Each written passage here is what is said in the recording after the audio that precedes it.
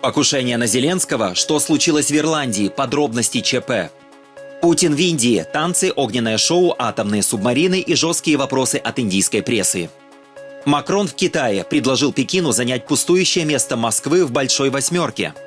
Выводы британского следствия по делу Скрипалей. Путин виновен, но в чем?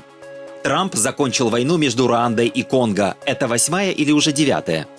Снапчат все. В России заблокировали очередной мессенджер. Евровидение рассыпается на глазах. Испания, Нидерланды, Ирландия и Словения отказались от участия, потому что не выгнали Израиль. Здравствуйте! Каждый день мы следим за событиями, которые определяют наше будущее. Подписывайтесь на канал «Один день». С вами я, Андрей Данилевич.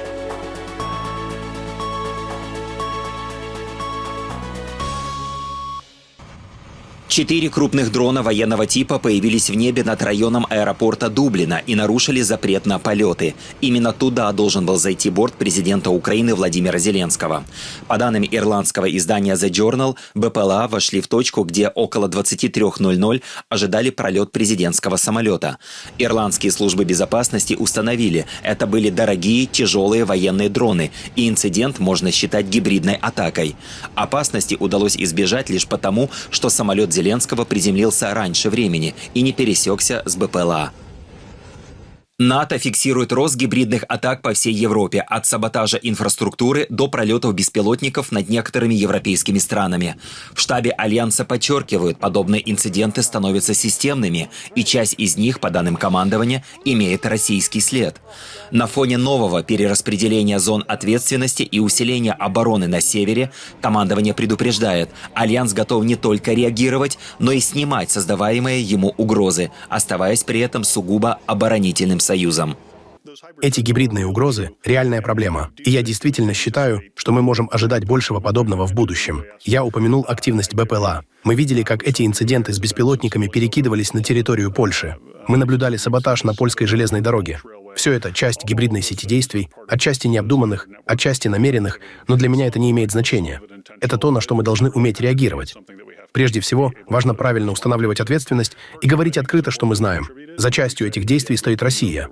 Не за всеми, но за некоторыми точно. И наша общественность должна знать это. Они также должны понимать, у нас все под контролем. Это не представляет экзистенциальной угрозы для Альянса, не подрывает наше единство. Мы способны реагировать и справляться с этим.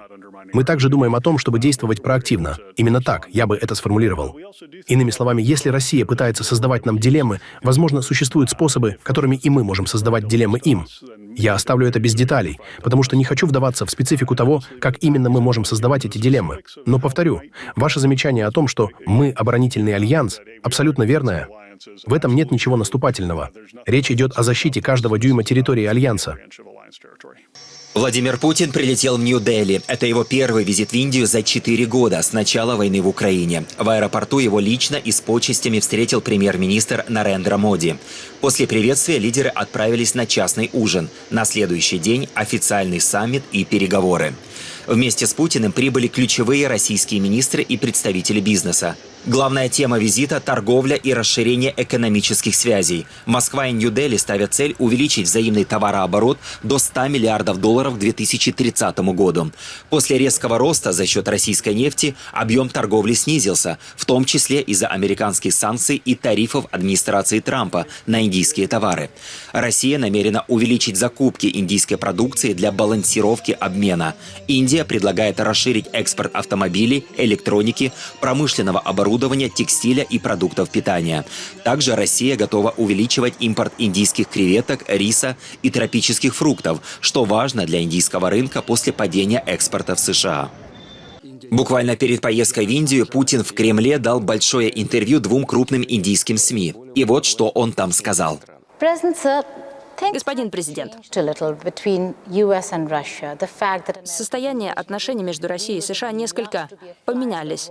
Нам было бы очень интересно послушать вчера вашу встречу с господином Уиткофом и Кушнером. Наверняка это была очень интересная встреча. Были ли какие-то красные линии, которые Россия вновь подтвердила? Что произошло? Об этом сейчас рано говорить. Я не думаю, что вам было бы интересно слушать, потому что она проживалась 5 часов, она и мне надоела уже 5 часов. Но она была необходима, потому что... 5 часов? Да. Уиткоф и Кушнер. Да, а я один, представляете, безобразие какое. Вот. Но если говорить серьезно, то она была очень полезной, потому что то, что нам привезли американские коллеги, было основано так или иначе на наших договоренностях до моей встречи с президентом Трампом на Аляске. Мы так или иначе говорили об этих вопросах на встрече в Анкоридже, но все-таки то, что нам привезли американцы сейчас, этого мы пока не видели, и поэтому нам пришлось пройтись практически по каждому пункту, поэтому и это заняло столько времени. Так что это была, это нужная была беседа, абсолютно конкретная и обстоятельная. Итак, что произошло на Аляске? Вы встретились с президентом Трампом. Все было посвящено мирному договору. Что произошло? У вас действительно было ощущение искреннего желания и намерения? Да, было ощущение, даже не просто ощущение, у меня и сомнений нет, что у президента Трампа искреннее желание. Сейчас не будем говорить, чем это вызвано, не будем говорить о том, чем продиктовано это искреннее желание, но оно точно совершенно есть. И у Соединенных Штатов, и у президента Трампа есть наверняка свое понимание того, почему это нужно закончить и как можно быстрее. В том числе, кстати говоря, и по гуманитарным вопросам. Я считаю искренне, что это тоже один из побудительных мотивов поведения президента Трампа по этому сюжету, потому что он все время говорит и уверен искренне, что он хочет минимизировать количество потерь. И он, полагаю, что исходит в том числе из этих гуманитарных соображений. Но есть и другие, и политические, и экономические. Поэтому я думаю, что США стремятся к поиску этого решения. Господин президент, вы упоминаете историю. И это подводит меня к тому, что я начала делать, когда начался конец. Я ездила в Луганск, в Донецк, в Херсон, Луганск. И большинство людей действительно говорят по-русски. Они говорят на русском языке. Они были очень разочарованы, что на востоке Украины Киев запретил этот язык. Но они также были шокированы, что как Путин делает это с нами, мы его народ. Многие женщины, с которыми я говорила, были шокированы. Что вы можете сказать людям на востоке Украины, у которых семьи, на самом деле, в России, которые на постоянной основе переезжают между Россией и Украиной? Что бы вы им сказали? Я не понял вопроса. Шокированы чем? Люди, с которыми я встречалась, были шокированы, что была начата операция, в ходе которой были уничтожены их дома. Они жили на востоке Украины, они всегда любили Россию, русский народ, они были сами русскоговорящие. Ответ очень простой. Они жили, видимо, в той части Украины, которая, в той части, скажем, той же самой Луганской или Донецкой области, которая находилась под контролем киевских властей. Но та часть Луганской или Донецкой области, которая не находилась под их контролем, она уничтожалась киевским режимом.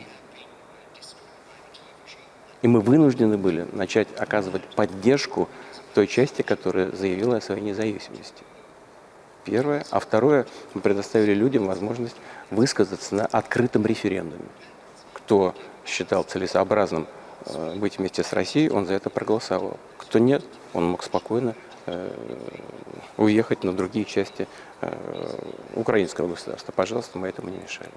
Экспансия НАТО, является ли она реальной угрозой или лишь предлогом для того, что, как вы думаете, для того, чтобы установить контроль над частью Украины? Или вы в самом деле считаете, что происходит большая несправедливость в отношении русского языка и так далее? Слушайте, НАТО – это отдельная тема. Русский язык, русская культура, религия и даже территориальные вопросы – это очень важные вопросы. Но это одна тема. НАТО – другое. Здесь мы не требуем для себя ничего эксклюзивного. Во-первых, есть общее решение, согласно которым безопасность одной страны не может быть обеспечена за счет безопасности другой. Это такая как бы теория не очень понятная, но я ее очень просто вскрою, эту теорию. Вот говорят, что каждое государство, в том числе Украина, имеет право сама для себя выбрать способ своей защиты, способ обеспечения своей безопасности. Правильно? Правильно. Мы отказываем Украине в этом? Нет. Но это не должно быть сделано за счет безопасности России. Украина считает, что ей лучше вступить в НАТО. А мы говорим, это угрожает нашей безопасности. Давайте искать какой-то способ, который нам угрожать не обеспечит вашу безопасность, но и нам угрожать не будет. А было ли это основой для того, что вы произошли, когда вы решили аннексировать Крым? У вас было желание получить важный порт на Черном море. И потому что Запад пытался изолировать Россию, как об этом много раз говорилось. Нам не нужно было получать этот важный порт в Крыму, потому что он был наш. Наш военно-морской флот по договору с Украиной уже находился в военном порту в Севастополе. Это по факту. После развала Советского Союза флот наш там все равно остался. Дело совершенно не в этом. Хотя это важно, но дело не в этом. И мы не аннексировали Крым. Я хочу это подчеркнуть. А мы пришли только на помощь людям, которые не хотели свою жизнь, свою судьбу связать с теми людьми, которые учинили государственный переворот на Украине. Премьер-министр Великобритании Кир Стармер заявил, за атаку новичком в Солсбери в 2018 году, когда были отравлены отец и дочь Скрипали, несет моральную ответственность лично Владимир Путин. Публичное расследование пришло к выводу, что приказ об операции ГРУ исходил от российского президента. Лондон в ответ ввел новые санкции против всего ГРУ. Москва причастность отвергает. В МИД Российской Федерации назвали санкции нелегитимными и пообещали ответные меры. Моральная ответственность лежит на Путине. Это еще одно доказательство шокирующей и безрассудной враждебной активности на нашей территории. Поэтому крайне важно, что мы впервые вводим самые жесткие санкции против ГРУ. И это лишь подчеркивает, насколько нам нужно оставаться бдительными перед постоянной угрозой, исходящей от Путина и России. Это враждебная активность на нашей земле. Мы должны быть готовы реагировать. Мы ответили санкциями, впервые в таких масштабах против ГРУ. Это правильный шаг, и мы остаемся предельно внимательными. Президент Франции Эммануэль Макрон находится в Пекине с государственным визитом. Цель поездки – подтвердить роль Европы на мировой арене наряду с США и Россией. Эксперты оценивают шансы на успех как минимальные. Отношения Евросоюза и Китая находятся, по сути, в самой низкой точке за последние годы. Пекин фактически, хотя и негласно, поддерживает вторжение России в Украину. Европа ограничивает доступ Китая к западным технологиям и защищается от китайских товаров по соображениям безопасности. Возвращение Дональда Трампа к власти в США усилило давление на ЕС и снизило возможности европейских лидеров влиять на Пекин. Макрон привез с собой ряд предложений, среди которых приглашение Си Цзиньпина на саммит Большой Семерки во французский курорт Эвиан в 2026 году. По замыслу французского президента это позволит закрепить роль Китая и России в глобальной архитектуре, при этом подчеркнув участие Европы в мировых процессах.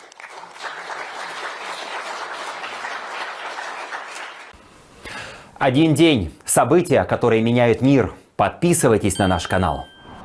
Дональд Трамп подписал в Вашингтоне в Институте мира имени Дональда Трампа соглашение между Демократической Республикой Конго и Руандой, закрепив их договоренности о дальнейшей экономической интеграции и сотрудничестве.